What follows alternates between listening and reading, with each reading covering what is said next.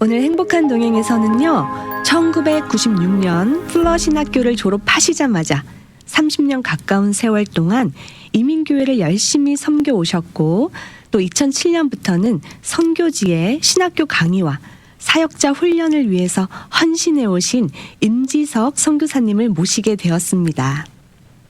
오늘 임지석 선교사님과 함께 그간 주님과 동행해 오신 순회 선교 사역 이야기 나눠보도록 하겠습니다. 안녕하세요. 안녕하세요. 이렇게 초대해 주셔서 너무 감사드리고요. 반갑습니다. 네, 정말 반갑습니다. 이렇게 나와주셔서 정말 감사합니다. 또 듣고 계신 분들 궁금해하실 텐데 우리 선교사님 인사와 소개 부탁드릴게요. 네, 저는 부족하지만 지난 30년 가까이 나성 세계로교회로 이름해서 한인타운에서 교회를 섬겼고, 그 전에도 하나님께서 교회를 시작하게 해주셔서 나성 주안교회라고 저쪽 버뱅크 북쪽에 교회를 이렇게 섬기게 됐죠. 임지석 선교사입니다. 네, 반갑습니다. 이민교회, 정말 이민교회 목회를 열심히 30년간 하셨어요. 하실 말씀 많을 것 같습니다.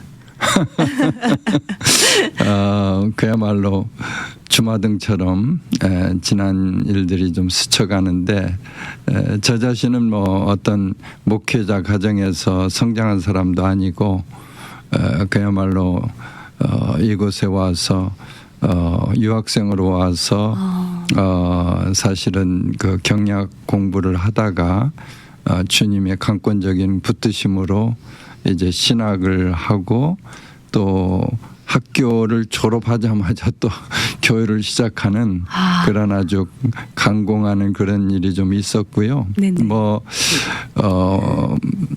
제 개인적으로 생각하면 참으로 여러 가지 굴곡이 많이 있었죠. 그러나 분명한 사실은 제가 어느 날 주님의 음성을 듣는 가운데 이 목회고 또 교회를 이루는 모든 과정이 내가 하는 것이다. 네가 하는 거 아니야. 그 말씀에 굉장한 위로를 받고, 또 제가 목회에 있어서 좀 더 자신을 가질 수 있었던 그런 계기가 된 것 같습니다. 하나님께서 친히 말씀하시기를 이건 내가 하는 거다, 이렇게 말씀해 주셨다고 말씀하셨습니다. 네, 그렇죠. 네. 그런 음성을 들으셨을 때 정말 하나님의 큰 위로를 느끼셨을 것 같아요. 네, 맞습니다. 예, 그 뒤로는 사실은 어떤 분들은 목회 성공하는 길 이런 얘기를 하는데, 저는 그런 단어가, 그런 표현이 별로 어울리지 않는다 그렇게 생각합니다. 목회는 인간의 눈으로 볼 때는 작을 수도 있고 또 뭔가 부족할 수도 있지만, 주님께서 주권자가 되셔서 하시는 모든 사역이기 때문에 그것을 우리가 성공이니 실패니 이런 단어로 이렇게 판단한다는 자체가 아니다, 그런 생각을 해봅니다. 맞습니다. 목회는 내가 하는 게 아니라 하나님께서 이끌어 가시는 거기 때문에 그것에 대해서 어떤 사이즈라든가 아니면 세상적인 기준으로 성공이냐 실패냐 이렇게 판가름하는 것은 옳지 않다라고 지금 말씀을 해주셨습니다. 이민교회 30년이면 정말 쉽지 않은 세월이었을 것 같거든요. 제가 듣기로는 여러 가지 목회가 있는데 참 이민 목회가 제일 어렵다, 이렇게 말씀하시는 목사님들을 여러 뵀습니다. 사실 이민 목회, 특히 이제 이민 사회에 이렇게 이민 오신 동포들을 상대로 해서 목회를 한다는 자체가 그렇게 쉬운 과정은 아닐 것이다, 저는 그렇게 생각을 해요. 그러나 주님께서 그 십자가를 지실 때 그 아픔과 그 고난을 조금이라도 이렇게 생각하면서 거기에 부합되는 그 길을 가고자 노력을 하는 그 과정, 거기에서 비록 힘들고 어렵지만 또 위로도 받고, 또 그만한 조금의 자긍심 같은 것도 이렇게 누리면서 그렇게 지내다 보니까 거의 30년 가까이 이르게 된 것 같아요. 저는요, 이렇게 한 가지 일을, 특히나 이 목회와 같은 어려운 일을 10년, 20년, 30년 꾸준히 해오신 분들을 보면요, 존경심이 저절로 나옵니다. 뭐 주변에서 부족하지만 미스터 컨시스턴트, 예, 저를 그런 식으로 별명을 붙여준 그런 일이 있었어요. 네네. 예, 그저 우리가 그 사도행전 같은 데도 보면 주님의 그 12 제자 가운데 가룟 유다가 이제 목매고 나서 다시 제자를 벗어나는 과정에서 그들이 이제 하나의 그 오늘날로 얘기하면 뭐 퀄리피케이션이라고 하나요? 예, 그런 것을 여러 가지로 스페큘레이션 하는 가운데서 정말로 예수님께서 공생애를 시작하시는 그 시점부터 하늘로 올리고 가실 때까지 한결같이 주님을 따르던 사람 가운데 한 사람을 택하자. 예, 그런 내용이 나오거든요. 네네. 예, 사도행전 1장 21절 22절 같은 데 보면, 예, 그게 제가 보기에는 가장 아름다운 제자의 길인 것 같고, 또 그것이 목회자의 아름다운 길이 될 것이다, 저는 그렇게 생각을 하고 있어요. 그렇게 멋있는 하나님을 따르고 예수님을 따르는 그 길, 한 길을 지금 꾸준히 가고 계시잖아요. 현재까지도. 네. 네. 조금도 후회가 없으시죠? 너무 어려운 질문인가요? 제가 그 대답은 좀 유보하겠습니다. 다음에 다시 모시면 제가 그때 다시 한번 여쭤보도록 하겠습니다. 그렇게 임의 목회를 30년 하시다가요, 2007년도에 사역의 방향이 좀 바뀌게 되는 것 같습니다. 사실은 이제 그 선교에 대한 부담은 그 전부터도 쭉 있었는데, 네네.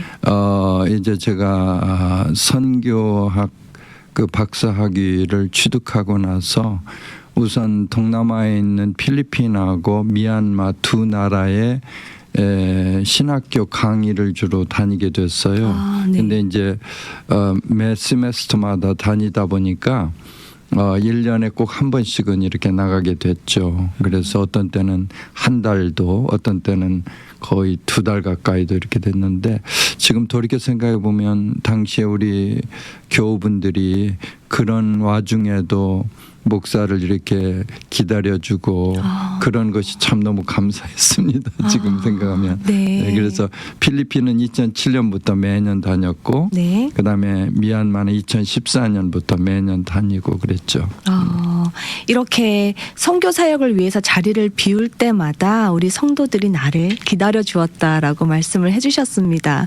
그렇게 성도들이 또 담임 목사님의 빈자리를 기다려준 이유가 분명히 있을 거라고 저는 생각합니다. 있겠죠. 네. 그렇게 해서 2007년에는 필리핀을, 또 2014년부터는 미얀마를 이제 가셔서 신학교 강의를 하셨어요. 그때 네. 이야기가 좀 궁금합니다. 네, 뭐 사실은 이제 필리핀은 이제 계속해서 연결되어지는 신학교를 꾸준히 다니게 됐었고, 미얀마는 이제 특별히 그 친족, 이 트라이브인데요. 예, 미얀마에는 50여 족속이 있어요. 그 네네. 가운데 CHIN, 친족이 미얀마 전체 기독교 인구가 한 4% 이쪽 저쪽 되는데, 네. 친족 가운데 기독교 인구가 한 97%. 그러니까 친족들이 한 미얀마 전체 인구의 한 3~4%를 형성하고 있으니까 거의 친족들만이 기독교인이다, 그렇게 생각하면 되죠. 네네. 특별히 이제 그 타한이라고 하는 타한 신학교, 장로교단 신학교인데요. 거기에 이제 집중적으로 이렇게 계속해서 다니면서 매 학기마다 1년에 그러니까 적어도 한 학기는 가서 강의를 하고 그렇게 보냈죠. 그 현지에서 그 신학교 강의를 듣는 그 현지인들의 반응이 좀 궁금합니다. 네, 무엇보다도 학생들이 굉장히 열정적이고요. 예, 그 아까도 말씀했지만 친족들은 다른 그 미얀마의 종족과 달리 굉장히 그 오래전부터 기독교를 이렇게 받아들였고 유치원부터도 그 영어 교육을 이렇게 하고 그러기 때문에 아주 그들이 영어를 잘하지는 않지만 강의를 이렇게 흡수하고 소화하는 데는 부담 없을 정도로 그렇게 돼 있어서 너무 이렇게 보람도 느꼈고요. 네. 예, 그리고 매번 이제 가다 보니까 학생들과 이렇게 깊은 만남도 이루어지고 또 사실은 그 좀 조심스럽긴 하지만 제가 이제 그 학생들을 이제 그때 이제 서포트를 하기 위해서 우리 교회를 중심으로 해서 사실은 한 달에 한 50불 정도면은 투이션이라든지 아니면 도미토리라든지 텍스트북이라든지 뭐 심지어 용돈까지 그렇게 그러니까 1년에 한 5, 600불이면 충분히 충당이 되는 그런 건데 네네. 그래서 조금씩 이렇게 늘려가 가지고 처음에는 한 10명 이렇게 스칼라십을 이렇게 주다가 그다음에는 20명까지 이렇게 스칼라십을 주기도 하고 예. 굉장히 그런 것이 좀 그들에게 힘이 되었던 것 같아요. 네. 지금 말씀 들어보니까 선교사님도 굉장히 열정적으로 애정을 가지고 열심히 사역을 하신 것 같습니다. 그렇게 미얀마에서 친족을 대상으로 또 신학교 강의를 하셨고 또 필리핀 사역도 좀 궁금합니다. 뭐 필리핀도 마찬가지고요. 필리핀도 굉장히 한 7천여 개 섬이 있는 굉장히 섬으로 이루어진 나라거든요. 네네. 그래서 사실 이제 남쪽 그 뭡니까 그 민다나오 그쪽만 빼놓고는 북쪽하고 중부하고 이쪽에 있는 신학교들을 이제 그때 기회가 주어지는 대로 또 연결되는 대로 가서 이렇게 강의를 했고요. 네. 한 곳에 집중적으로 이렇게 강의를 하지는 못했어요. 필리핀은. 예, 그러나 또 그들이 필요로 하는 그 spiritual formation 그러니까 영성 신학이라든지 또는 이제 기독교 전반적인 그런 그 기독교 입문적인 그런 학문 또 제가 또 공부한 그 선교와 관계된 그런 공부 이런 것들을 좀 계속해서 이렇게 강의를 했죠. 네. 신학교 강의가 사실 참 중요하잖아요. 네. 그 나라의 목회자를 양성해내는 거니까요. 네네. 목회자가 있어야 또 그 땅에 소망이 있는 거지 않습니까? 그렇죠. 네. 그렇게 중요한 사역을 또 하시다가 중간에 팬데믹이 생겼어요. 네. 그때는 어떠셨어요? 굉장히 좀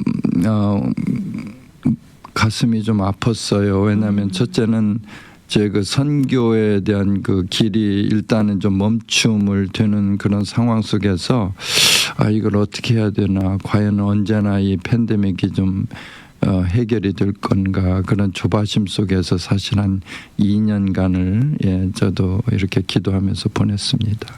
그러면 그 팬데믹 기간에는 그 필리핀하고 미얀마에서는 신학교 강의는 하지 못하신 거네요. 예, 뭐 아시는 대로 이렇게 애국에 대해서 이제 봉쇄를 하고 그러기 때문에 네네. 나라에 이렇게 들어갈 수가 없는 그런 상황으로 그냥 안타까움만 더했었죠. 그 당시에는. 그러시다가 이제 팬데믹이 종료가 되고 다시 이제 들어가셔서 강의를 하시게 된 거죠. 그러니까 이제 사실은 2021년 말에 제가 이제 그간에는 팔타임으로 이제 외국에 다니다가 그때 이제 결단을 하게 된 것이 이 팬데믹이 이렇게 계속 이런 전개되는 이런 상황에서 내가 더 이상 이제 그 길을 좀 멈출 수는 없겠다. 그런 이제 각오와 결단이 좀 생겨서 일단 제가 섬기던 교회에서 그 은퇴하는 리자이닝하는 그 과정을 먼저 제가 결단적으로 치렀습니다. 그래서 2021년 12월 26일로 기억하는데 그날 이제 그 은퇴를 하면서 아울러서 선교사 파송 예배를 드리게 됐죠. 예. 그리고 이제 한 몇 개월 정도 이렇게 조금 준비와 휴식을 좀 가지려고 이렇게 하는 가운데 2022년 2월 초순에 필리핀이 처음으로 문을 오픈을 개방하고. 했습니다. 네. 예. 그때 이제 이거 정말로 이제는 더 이상 멈칫할 수가 없겠다 해가지고 그때 아예 또 혹시나 또 무슨 문제가 생길까 해서 일부러 필리핀 국적 비행기를 타고 2022년 2월 중순에 필리핀으로 전격적으로 들어갔습니다.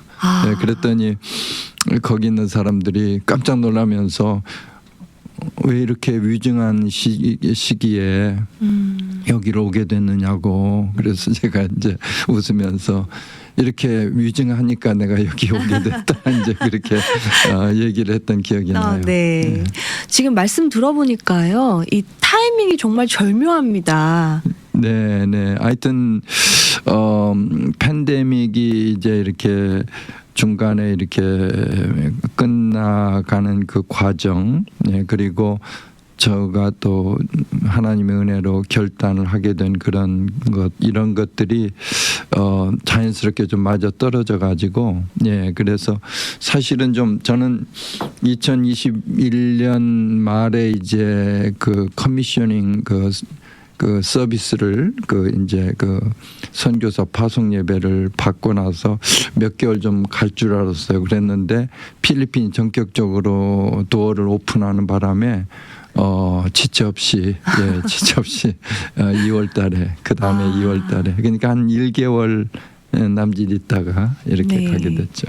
은퇴가 아닌 또 다른 시작이 되었습니다. 바로 연달아서 지금 담임하시던 그 목회를 이제 내려놓고 그리고 풀타임 선교사로 바로 시작을 하셨어요. 그래서 네. 필리핀을 가셨습니다. 네네. 그래서 현재까지 또 열심히 섬기시는데 제가 알기로 지난달에는요 라이베리아 공화국을 다녀오신 걸로 제가 알고 있어요. 네네. 네, 아프리카잖아요, 이 네네. 곳이. 사실은 작년 12월에는 이제 그 부룬디라고 하는 그 아프리카의 동부 쪽에를 좀 다녀왔는데 네네. 사실은 제가 하고 있는 사역을 조금 설명을 할 필요가 있어요. 네네, 설명해 주세요.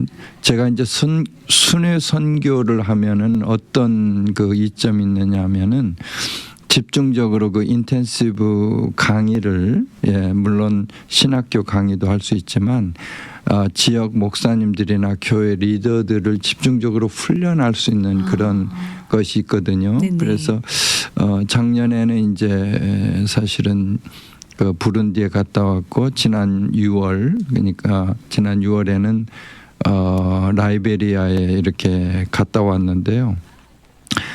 아프리카도 굉장히 이렇게 영적으로 나름대로 자기들이 이렇게 신앙생활을 하고는 있지만 여러 가지 환경이라든지 또 이런저런 면에서 아주 굉장히 좀 뭐라고 할까요? 좀 위험한 그런 예를 들자면 이단에 무한대로 노출이 되어 있다든지 아니면 또 교육이 제대로 이루어지지 않다 보니까 이런 그 무분별하게 그런 그 구원에 대한 그런 교리라든지 이런 것을 제대로 이렇게 파악을 못하고 이런 것이 있기 때문에 제가 이제 하고 있는 것은 각 지역마다 다니면서 성경적인 관점에서 그러니까 시작부터 끝까지 성경적으로 A to G로 성경적으로 이제 기독교 그 총체적인 그 이론과 또 기독교 교리 이러는 것들을 이제 종합적으로 이렇게 그 세미나 형식을 통해서 이틀간에 걸쳐서 하는 그런 내용이거든요. 네네. 그래서 그분들한테는 상당히 그 의미가 있고 특별히 아프리카 같은 데는 이제 사실은 신학 대학이나 뭐 세미나리는 물론이고 바이블 칼리지도 이렇게 활성화된 그런 나라가 없어요. 예를 들어서 작년에 제가 갔던 부룬디 같은 데도 그 나라에는 신학교가 정말로 손꼽을 정도로 거의 없고 이웃 그 우간다 같은 데나 가야지 이제 신학 공부를 할 수 있을 정도로 그렇게 열악하기 때문에 작년에도 제가 가서 굉장히 좋은 피드백을 받아가지고 왔지만 많은 사람들이 태어나서 이런 교육을 처음으로 받았다. 그리고 정말로 내가 진작에 이런 것들을 좀 우리가 공부를 했었더라면 훨씬 신앙 성숙도라든지 이런 면에서 좋았을 텐데 참 그런 뭐 만시지탄이라고 할까 너무 좀 아쉬운 감이 있다. 그러면서 굉장히 적극적이었고요. 네네. 예, 대단한 효과가 있었습니다.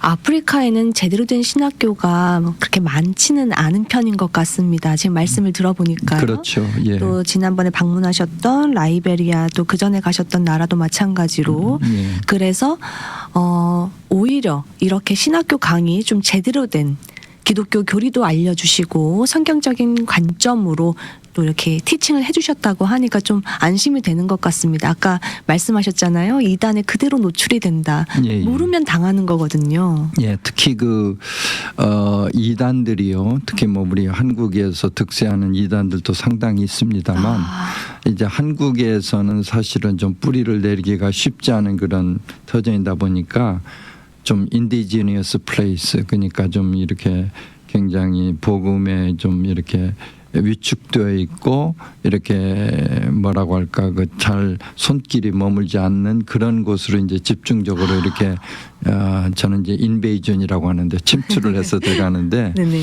예, 그 보니까 한국에서 뭐 우리가 알 수 있는 그런 이단들도 상당히 많이 들어가 있고 근데 이제 그 사람들이 주로 또 그 포교를 하는 과정들이 이렇게 물량 공세 이렇게 하다 보니까 경제적으로 어렵다 보니까 그런데 많이 미혹이 되고 네네. 많이 이렇게 넘어가는 사람들이 참 많습니다. 그래서 제가 너무 답답해서 정말로 다른 외부의 어떤 그룹이나 조직이 이렇게 와서 그런 성경 공부를 인도한다든지 이런 관심을 두려고 할 때 그 조직의 이름을 구글 사이트를 통해서 한번 쳐보든지 찾아보고. 왜냐하면 구글 사이트를 보면 웬만한 것은 플러스 마이너스가 다 나와 있거든요. 거기에 그러든지 하면은 되는데 이제 그런 시도도 없이 그냥 거기에 말려 들어가는 사람들이 많이 있죠.